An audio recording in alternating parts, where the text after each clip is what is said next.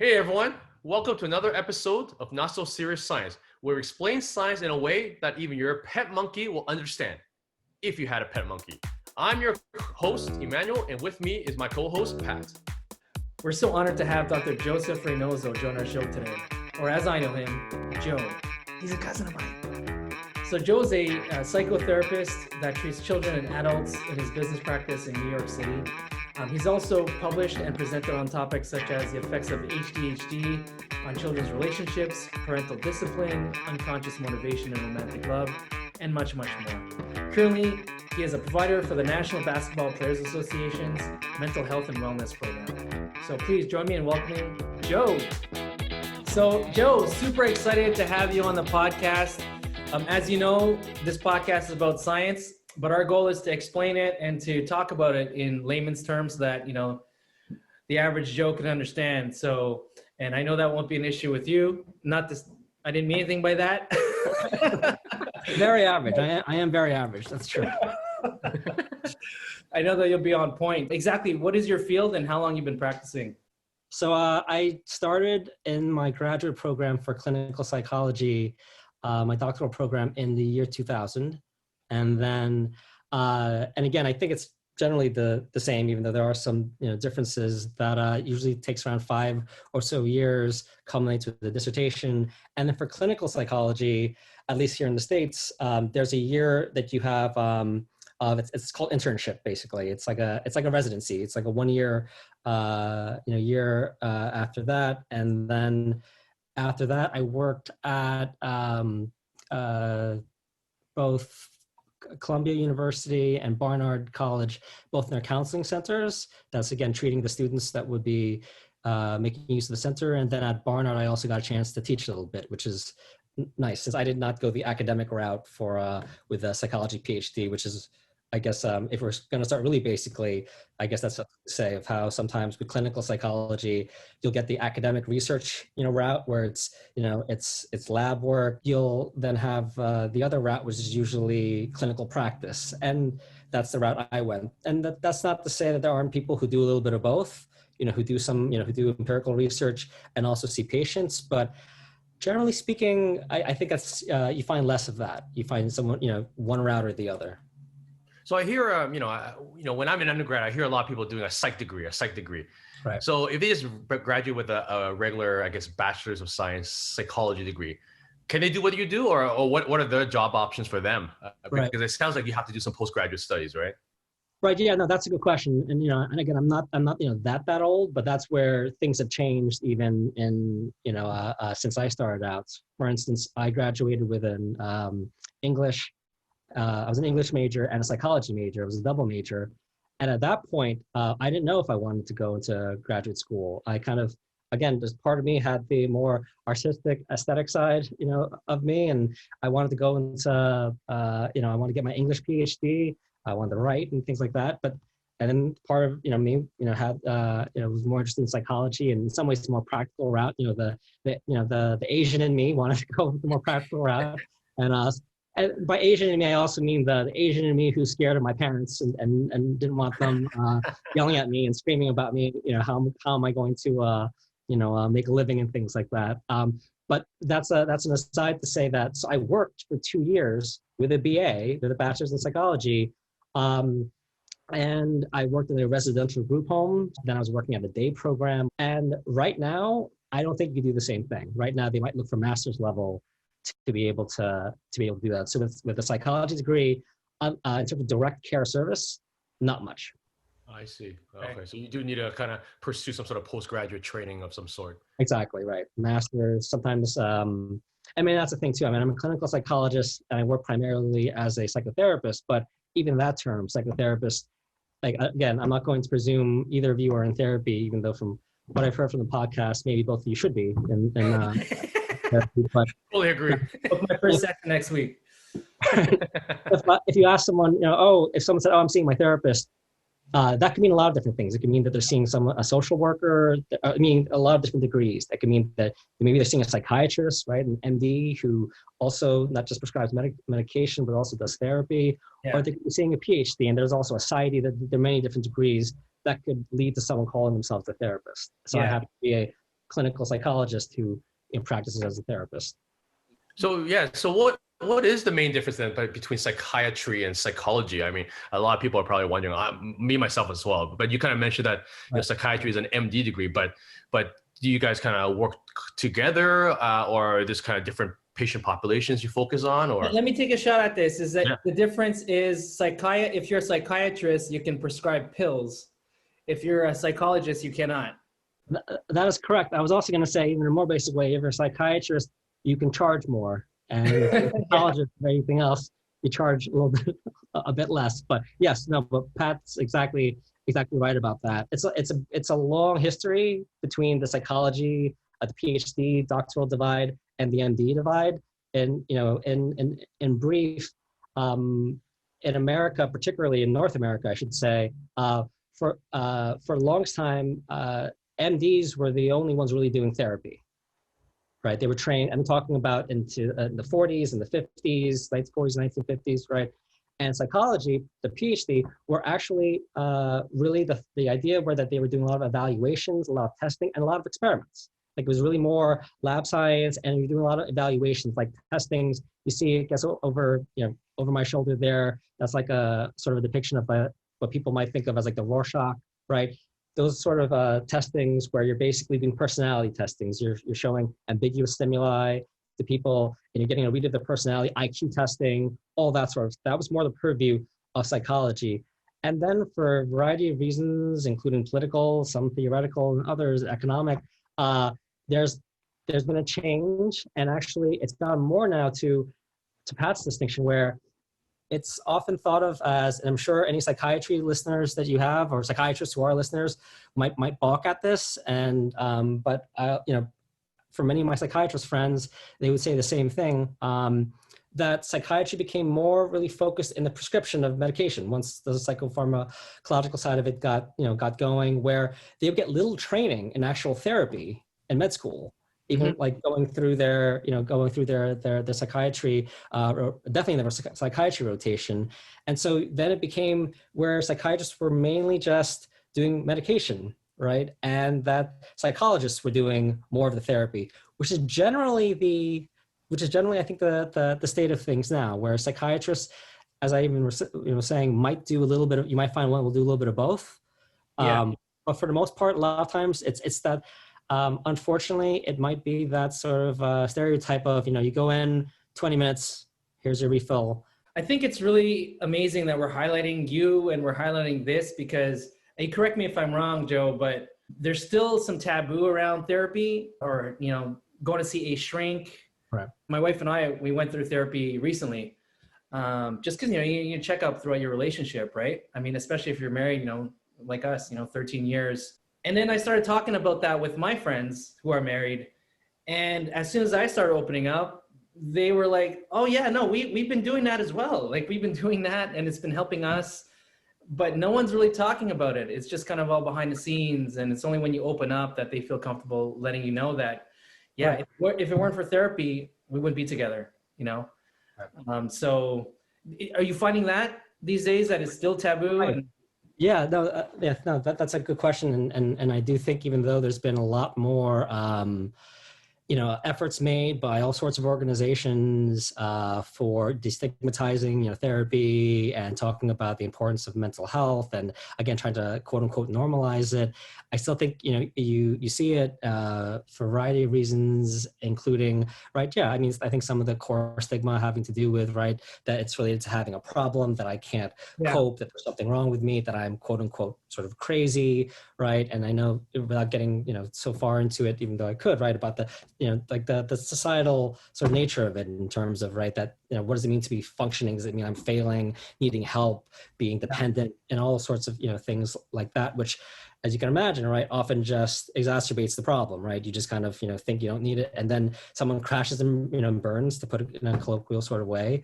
And then, at times, sometimes that's when they'll end up in, in my office or, and there are also certain personalities that, someone who, like, colloquially, we can even think of as narcissistic, right, would be someone who thinks, very, like, has a very grandiose sort of view of themselves. And in many ways, right, it's, if you think about that, right, it'd be antithetical to that person to think that they need help, right? And then they try to do everything, and then it's usually some spectacular failure, whether it's, again, something like an extramarital affair, losing the big account at work, right? Some sort of, embarrassing themselves at, at a professional party, whatever, right? Something, DUI, something like that, that ends up then with them actually, the thing that they could have worked on and actually might have even had more control over, because of their own thought of how much they have everything under control, they don't, and then they end up in a place that actually sometimes is hard to recoup from. Yeah, a friend of mine said that, it's better to do therapy like for maintenance in your relationship versus, right. If something goes wrong, then you go to therapy. That's almost too late, right. And it's much harder to get back to where you once were. It's always tough for couples to raise that, right? I mean, normally when you hear therapy, right, you're already assuming something's already wrong, right? So it's always that stigma, right? No one ever says, oh, let's do therapy or talk to someone just to maintain things. And then people are like, well, things are good. Why do you need to talk about it, right? So that's why I think that's the biggest challenge right now. Right, and there's no doubt also the idea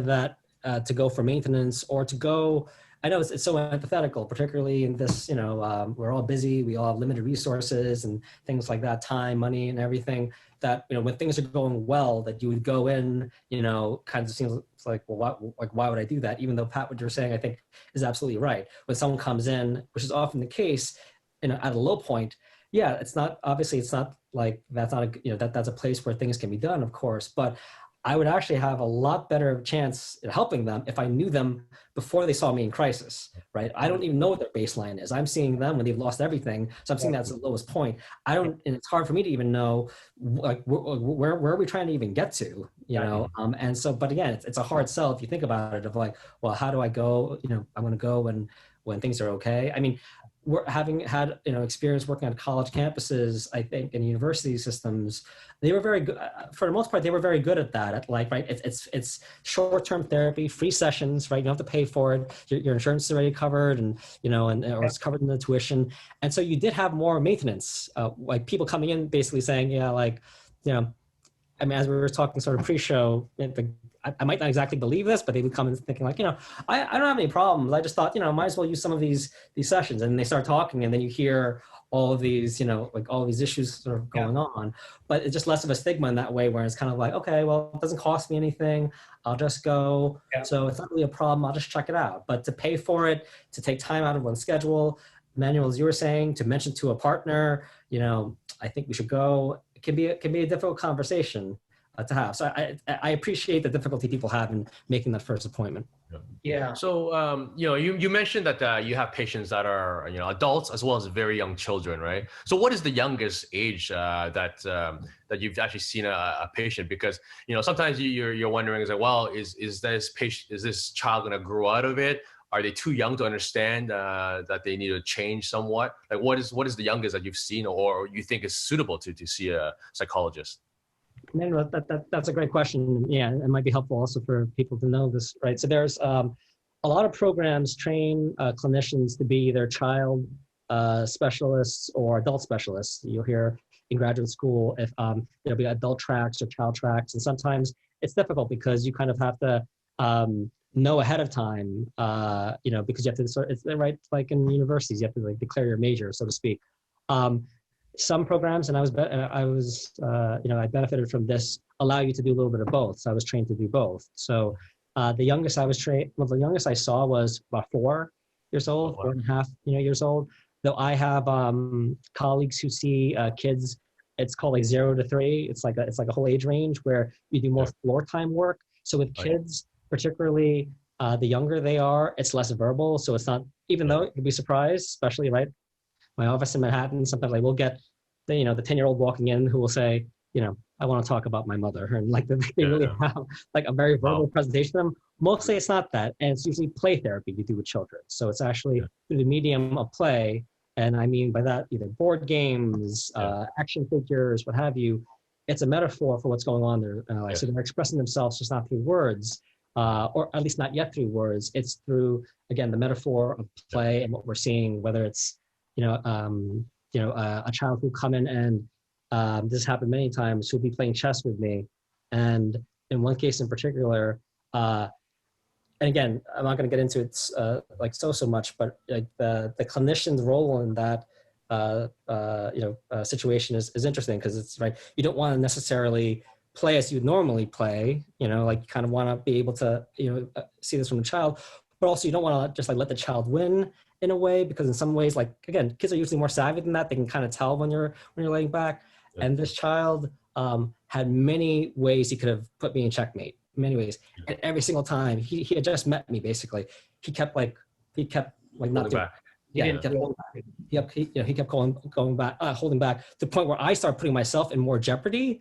Yeah. And he started getting anxious about it, like visibly, right? That's interesting. And lo and behold, right, one of the presenting problem coming in that I'd heard from his parents, obviously not from him, was that he had a lot of worries. He had a lot of difficulties in school, sort of raising his hand. So a lot of difficulties around assertion, a lot of difficulties around actually around winning. Like didn't want to. He's very sensitive, sort of about that, and it's coming through in the play in a way that if I had asked him, so like tell me about your difficulties, raising your hand, what's going on there, he would have probably been like, I don't know, like, what are you talking about? But you see it in the play, and we're able to talk about it that way. I think that probably translates to adults too, right? I mean, how they're feeling, from the way they're driving, the way they're answering, conducting an interview, right. Whatever, right? It all translates into from here to your actions. A lighter note. So if you meet a new person each time, do you subconsciously kind of analyze this individual, or if someone says something, they're like, oh, automatically like, oh, this guy's egotistic or whatever. Like, I'm just curious, is it part of the nature of the job where you kind of analyze without even realizing it? And again, it's partially a joke, and at this point, it's probably not funny. That I think people who know me, like personally, like will hear me say that, but it's what I've held like pretty early on, including when I was in graduate school. Like, right, meet someone introduced me, oh, this is my friend, and he's he's like a psychologist, and they're like, oh, you're analyzing me right now, and I was like, yeah, you want to pay me some money? If you pay me some money, I'll do that. Like, we'll analyze you for free. Yeah, exactly. Right. It's like I, in some ways. And I get it to a certain degree, yes, you're right. Like where the question sort of comes from too, is that right? Like, yeah, it's not something you turn on and turn off in a way too, but like, it's, yeah, like, particularly as I've gotten older, I think it's even more true where it's kind of like, if I don't have to be working, I will not. Like, I will, like, it's very, so basically like, yeah, so now like, someone's like, yeah, probably reading into that. I'm just like, no, I'm like barely listening to what you're saying. So no, I'm not even like, it's to your benefit. Like when you were dating, like to your benefit, you would kind of like, analyze right away, so you can like say, nah, this is not the one for me. So I had buddies who'd basically be like, yeah, like what's your read on this person? And I'd be like, all right, well, but luckily, I guess in the way that most people are looking for it, honestly, it doesn't take that much. It's really like it's just one of those things where like a little bit of knowledge can kind of go a long way actually with like, yeah, and often obviously with friends too, whenever I'm getting that sort of a question, sometimes it's kind of like, and it's probably very annoying. That's why I don't do that much. I probably right. So like Emmanuel, like say again, I don't know your relationship situation or anything like that. Say we were out, or like let's make it more professional and say like there was somebody who was looking to, I don't know, collaborate with you on something, and then we happened to meet, and then you were like, oh, what's your take on that person? I'd probably be more interested in like what your take was on the person, because in some ways, by you asking me the question, often you're kind of saying something already about it. I already have a opinion of my own. Right? Exactly. And in some ways, like you want me to either confirm or disconfirm what you're already thinking. And so that usually I'll just kind of like, bat it back that way and kind of like, well, did you like, what? And then, and often like person will just kind of like, yeah, exactly. Well, what I was thinking was, and they'll end up like answering their own question. And I'll just be like, yeah, see, that saved me the trouble because I wasn't even listening to what you guys were talking about. So it's okay. So Joe, what do you think about Pat? No. Well, we're waiting for us off at 11 o'clock for the result. I can see the two of you at a family get together, and Pat is just like talking to you like a robot because he doesn't want you to analyze him. It's like, hey Joe, how's it going? Yeah. Good. Right. Pat's always talking about the weather constantly. So 82 degrees, right? Yeah, same as it was 5 minutes ago. I got nothing else to say to you, Joe. Besides the weather. Yeah. Yeah. Well, that just proves, Joe, that you're an amazing listener, right? The story you just told, and I'm sure that's a a huge requirement of the job. Pat, what you bring up, I think, is an interesting sort of point of it too. So I do a lot of teaching, but also do a lot of supervision. So supervision in clinical psychology, the way that goes is that, right? So younger therapists, and by younger, I don't necessarily mean age. And actually, a lot of times I've supervised people who are older than me. It means, more experience and time in the field, what degree they have, if they're going for certain kind of licensure. They come in and we talk about cases, and they tell me about cases and I help them with it, and it's individual one-on-one sort of work with them. And for some people who will come in, again, looking for supervision, in a lot of ways, they'll have a really understandably sort of like simple view of therapy, but like listening, empathy, wanting to help the other person. And there's no doubt that has some components in it, but I think often what I'll be pushing them towards a little bit is that that's not enough, right? That you need sort of more than that, right? It's not just like, and I think some ways this goes back to the stigma sort of question, right? I think sometimes if people thought that, I don't want someone just telling, like, validating my feelings and all that kind of stuff. And sometimes when I'll hear that from someone, particularly, I get a lot of referrals for people who haven't done well in therapy or who've been in therapy and it hasn't worked for them. And then for one reason or one way or another, they get referred to me as like a last stop for someone, because whatever reputation I built around this sort of area. And sometimes I'll talk about, even with experienced therapists, that like all this person was saying was that all this bad stuff happened to me. I get it, but that didn't sort of help me. And sometimes, and I'll agree with them. I'm like, yeah, I know. It's like, it's beyond just, someone listening, being caring, being compassionate, validating. I think those are components of it, but it's a lot more sophisticated than that. And I think sometimes, that's my job, obviously, as a supervisor, to sort of draw that out in the person where they're like, I really wanted to, and they left, they weren't feeling good, and that really didn't feel good to me. And I'm like, well, like, if your goal is every session that someone's supposed to feel good, yeah, I don't know if that's, at least that's not, I don't know, that's not the kind of therapy I exactly do. Not that I don't want someone feeling good, but that, if I'm going for that every single session, maybe we're not looking at the things we need to feel bad about or why you're feeling bad, and we're not spending more time on that. I think you raised a really good point, because a lot of people, when they see a therapist, they're like, well, you know what, this therapist is no good, or this therapist is awesome. I mean, what dictates that, right? It's very subjective. Like you said, if they get what they want out of it, personally, they feel like, oh, that's the best therapist in the world. But really, they don't realize is what you're trying to, help them with. It takes time, and it's a different aspect of just not just feeling great, right? You know what I'm saying? You want that long lasting feeling, for the rest of your life, not just for that one session. But some people will say, oh, sorry, Joe, you're not good for me because I'm not feeling great after the session. So it's kind of interesting, like, how do you, I don't know, is there a way to kind of make patients or understand this in a way, because everyone's a little different and their expectations are different, right? Right. No, I mean, that's a fantastic question. It opens up many different avenues to address. Let me maybe just do a few. Right. I mean, the reason why someone's in therapy sometimes doesn't actually align with why they're in therapy, if that makes sense, right? So for instance, I think a part of, and maybe I should have defined myself earlier even in this way. So I come from a psychoanalytic, and right, so if I ask you to, like, when you hear psychoanalysis, what do you think of? Analyzing the brain somehow. Yeah, I was gonna say, analyzing your history and your emotions, and right. And a lot of times people will also say, like, if I said, like, who would you relate it to? Any figure comes to mind when you think of, like, who's psychoanalysis related to? Any person? Sigmund Freud? There we go, right? So we think of Sigmund Freud, we think of what? Unconscious, right? Like, what's the unconscious? And in some ways, that's a whole other question that I'm not going to totally get into. People can, you can provide my information. People can get, to contact me about that. But it really is about our, like, when we're, there's the consciousness, there's the way that we think about things, the way we understand ourselves. And you can say you can use different language for it, metaphorically and otherwise, right? That, that underlying that, or right, that there's all these other wishes, motivations, fantasies that are going on. So whenever I'm doing one thing, it might not be for the reason I'm doing it, right? it might not be the reason I think I'm doing it. And that's been just I mean, I'm not going to detail these, or give these examples in a lot of detail, but there's been a lot of empirical research, in psychology, on that, right, of just that divide, right, including in terms of, right, where in the United States, we're here in this election season, and someone like Drew Weston, years back wrote that book, The Political Brain, which is about that, basically that people think they're voting for one reason, but actually they're not voting for that exact reason. And there are ways of actually, with fMRIs, sort of showing that, right, that they think they're being super rational about that, but that's not the part of their brain that's lighting up when actually they're thinking about these candidates. So it's kind of like, it's after the fact sort of stuff.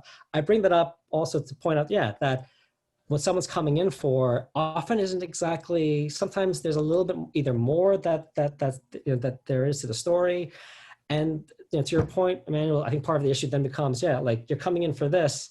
If you want, I can help you with this, but you're also talking to me about all these other things. What do you want to do about those things? If you want to do nothing, okay, like maybe I can go with that, but you should know at least, like, I won't be doing my service for you if I don't at least let you know that, like, if you want to deal with, like, this fire, in the living room, like so to speak, right? Fine, but like, your walls are like crumbling on the side, so we can deal with this little fire here because it seems, and maybe it is more apparent, but what do you want to do about those two things? Well, that leads me to ask you, I mean, you're talking about, like, baggage or, background. So, how much of how we live our lives today, how we react to things today is affected by what happened to us in our childhood? Because I have a notion that pretty much everything is affected by what happened to you, your experience in your childhood, what, how your parents treated you. It all contributes to how you are as an adult. Right. No, again, very good question. Yeah, no, very good question. And again, I think this all goes back to, or at least this touches again on the ideas of what goes into people's, like, stigma about therapy and everything like that.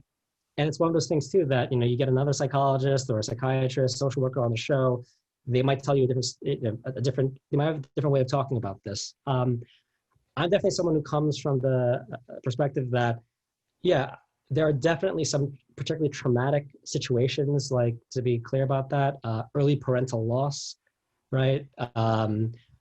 Maybe a particularly messy divorce and separation, right? That could be, quote unquote, like, traumatic for a child, and they carry it through the rest of their life in a certain way, that it's something that organizes the way they experience the world, right? But I'm less the one trauma sort of person, and so again, I know you're talking more about childhood. That I think childhood is incredibly important in terms of the way it impacts us, and it impacts us in ways that we don't even realize. But I think it's in a rolling sort of way, right? So, for instance, right, let's take a caricature, right? Again, and these are things I hear from patients of saying, like, oh, I don't want to come to a therapist anymore. Just talk about, oh, my daddy was mean to me. Yeah, like what's that going to help me with? Like, sure, my daddy was mean to me, but that that stopped affecting me at a certain point. The idea for me is not like, it's not all about your daddy being mean to you, or your mother being mean to you, or whatever, or caregiver being mean to you, but that may have actually started or helped sort of activate some sort of bad feeling that actually then in your life it gets confirmed by other things, right? Other sort of right. Then a teacher doesn't react well to you, or go through high school, you don't get the role in the play that you wanted, things like that, which actually then in a way confirms the ways in which some earlier aspects of our history become meaningful for us, right? Because then we find out for that guy or that woman that they felt daddy was mean to them because daddy thought they were stupid, and that's the fantasy that fills the gap. As kids, that's the part about childhood that I think is so important. Various, right, reasoning parts of the brain, other, capacities aren't developed yet. Children are always trying to make connections of things. They see something happening, and it's usually in fantasy, and it's usually unconscious fantasy, right? That they're not even aware of, that they're making connections, because often it's more important to have some sense of the world and what an A leading to B, even if I'm wrong about that, than living in a world that feels like it has no sense and has no order. If daddy's mean to me because I'm stupid, well, I'm stupid then, and maybe I can fix that. Maybe I can become smarter, and then daddy won't be so mean to me. If daddy, treats me badly and I have no idea why, and I can't pinpoint anything, correctly or erroneously, then I'm living in chaos. Then I'm living in a world that actually doesn't make sense. So I might even look for reasons that aren't actually true, that just give me more of a foundation for, okay, well, I can work on this, even if it's completely irrelevant to the actual situation. So, so do you find then, when you're working with a patient, the end goal, I guess, for you, like, clinically, is it to really help the patient find happiness, or really find the cause of that problem and hopefully let them be able to identify that cause and work on a solution potentially? I'm just curious, like, what is considered like an end goal or an end point, as a clinician? Right. It depends, right? It's never a one answer. It's always like, it depends, right? So like even the example I gave, for some people, I'll see their walls are crumbling on both sides of their house, but as long as I'm, upfront with them with, okay, I can help you on this fire in your living room, and I guess you're okay, and maybe you don't want to deal with the other things. Okay, let's just work on this thing, right? Too. In my mind, again, you might think about, that might bring up a lot of different sort of questions.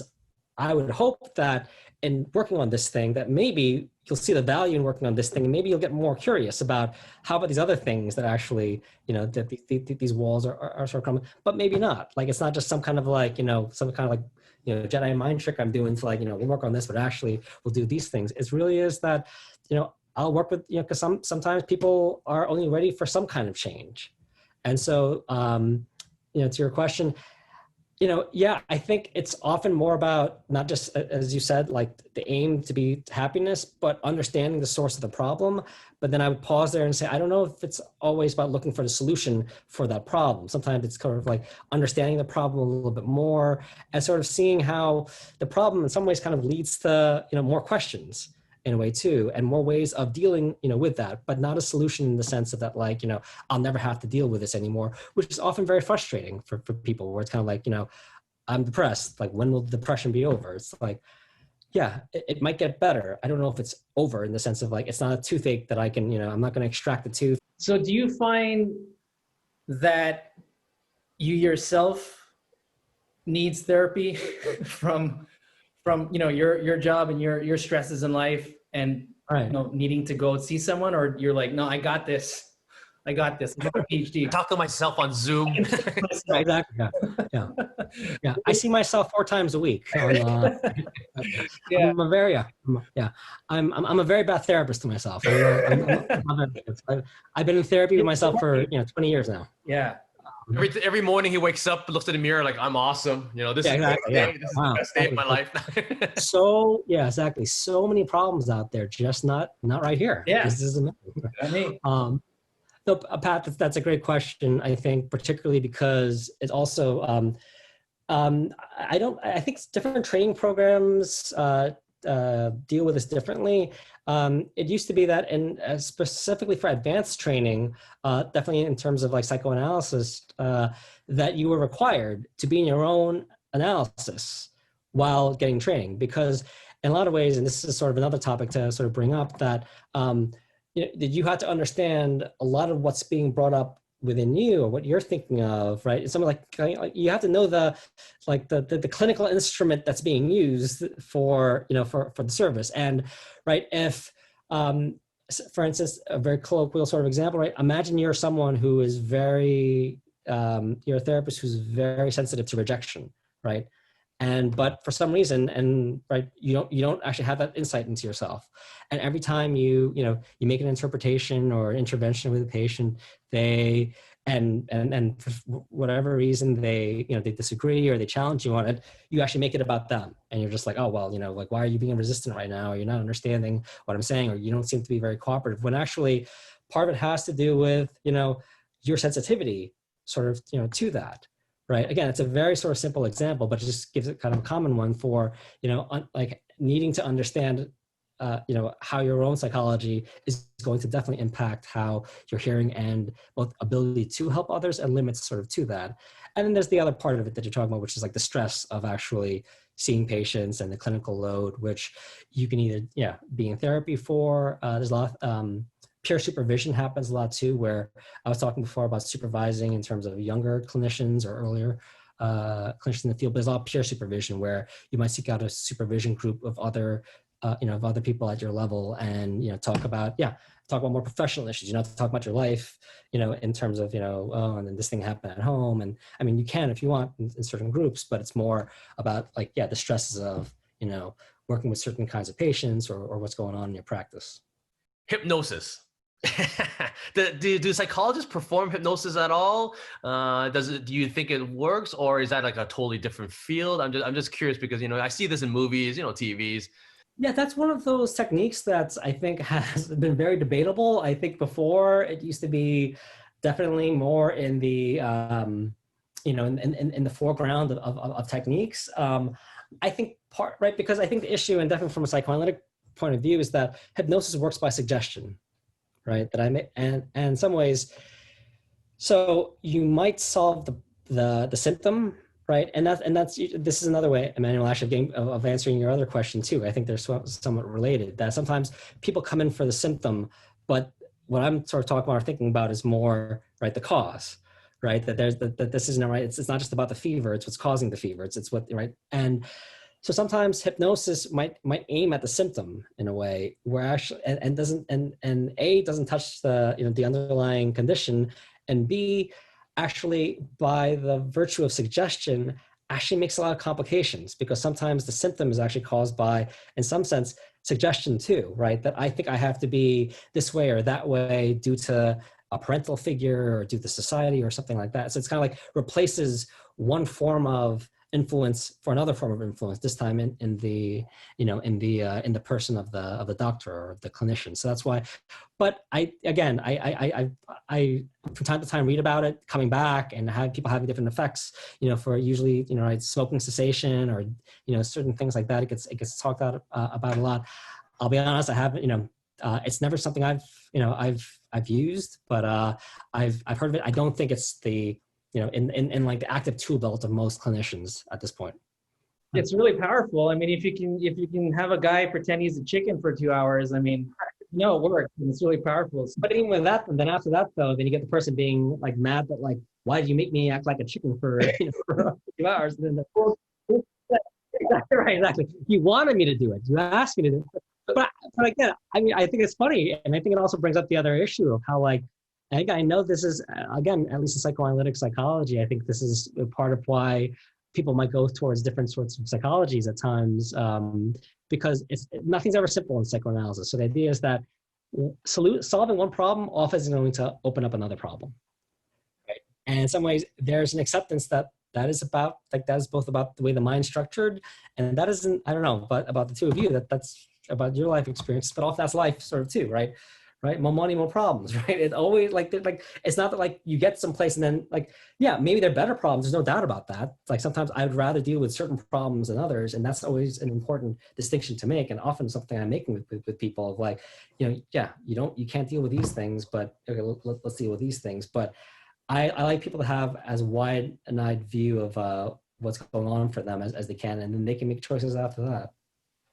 Well, I got to tell you, you're definitely in the right field, because you're never going to run out of work, because, you know, we're all human, we're all messed up, we all have faults, and we all need help, especially, and we're all stressed, especially these days. I mean, you know, COVID as well, this period more than ever. Yeah. I know you have a long career ahead of you. No, for sure. Yeah. Thank you, Joe. I mean, this has been very enlightening for myself. I mean, you've answered a lot of questions that's always been on the back of my mind. I've learned so much from you about the field. I think it's interesting work that you're doing. I mean, the mind is so complex, right? There is no one solution or one answer for whatever we're feeling, right? Whatever problems we're facing, right? So this is great work that you're doing in helping others, for sure. Yeah, I mean, everyone is unique. They have their own unique experiences. I think psychology itself, I mean, I took a psychology class when I went to university, and I found it absolutely fascinating, you know, studying about the brain and your emotions and how that relates to everything that you do. But I think it was an elective. It's like, it wasn't, you know, mandatory, but it's almost like, I feel like that should be mandatory, maybe not even university, like in high school, to start getting, you know, students to think about, you know, how their experiences now can affect them in the future. Because if you think about it, psychology is everywhere. It's everything. Anything that every person you meet. I think we saw that too in terms of the again, it's not a major field that I'm, you know, or it's not a field that I'm, majorly, have part in. But right, in terms of behavioral economics, right, in terms of how much, the psychology of how people make decisions in groups, right, is incredibly important and has many different uses. Sometimes not necessarily the most ethical uses, but to your point of that, it's everywhere. That there's nothing that isn't, about the way that subjectively we're engaging in something. And the more that we think that we sort of know the way that we are operating in some ways, the more that we're ignorant of the way that we're actually operating, right? And I think that to always be asking those sorts of questions, I think is in some ways, on a personal level, I think that's probably my goal for anyone I'm working with, of like instilling that sort of curiosity in themselves that they can take way beyond my work with them. I always say it to people that I'm fortunate enough to, I'm generally on a waiting list in terms of people seeing me, which is nice in a lot of different ways, but also it's like, I don't need to keep someone in therapy. Like, meaning that like, it's not about that. And I think when I was younger, I think even unconsciously, anyone when they're starting out, with a business it's probably in some way, in their mind, kind of like retention. And not that I don't want to, keep people, satisfied to a certain extent, but, for me, it's kind of like, I would love to get someone in and out as soon as possible. And if it takes longer than that, as Emmanuel, as you were saying, yeah, it takes a long time sometimes, but it's not for my investment in necessarily keeping them there in terms of, right? It's just that it's complicated work. I think the good thing about, therapy is that now more celebrities are highlighting it. My wife just read the Michelle Obama book, and right. She mentioned that she had to go through therapy too throughout Obama's tenure as president. And more celebrities are, highlighting this on social media, that it's really important. So, right. And I know we talked about a little bit in setting up, this time. I mean, I think that's in terms of stigma. Going back to that, I think one of the really benefits, and we'll see if it pays off, or I think it already is, but we'll see even more so with athletes, and particularly the NBA has been out in front about that, and their athletes. I think people know the celebrated situation of Kevin Love, and others sort of talking about their being depressed while playing, right? That it's not something that it's something that people deal with on an everyday basis. Seeing them out there, and right, it opens up other things in terms of you're a fan, and you're like getting you suck, and you're getting so like into that too there, and it at least can give you some perspective, and they're like, yeah, well, that person is suffering sort of too in a different way, and they're doing their job, but just that, right, particularly in terms of masculinity, how I think that sort of complicates things in a good way, and makes right, and him coming forward, other people too, but him coming forward about right that this is something I struggled with, and people thought I was on top of the world, and I didn't feel like that. Like that's not how I felt at all.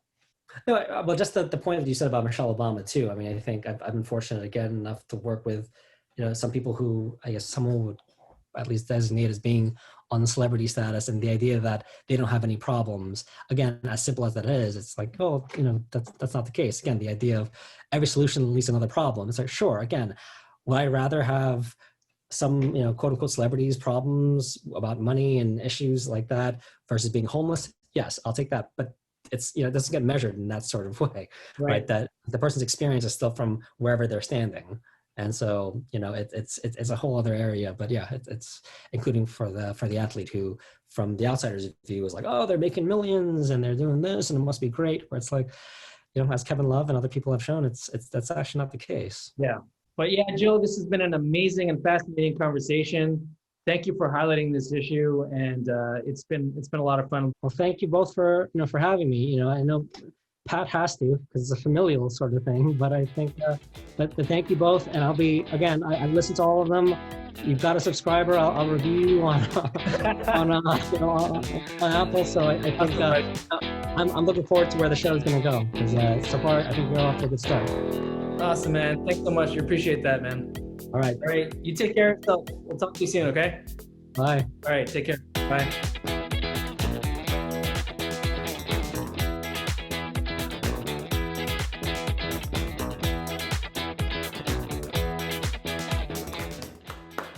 Thank you for staying to the end of this video. We really appreciate it.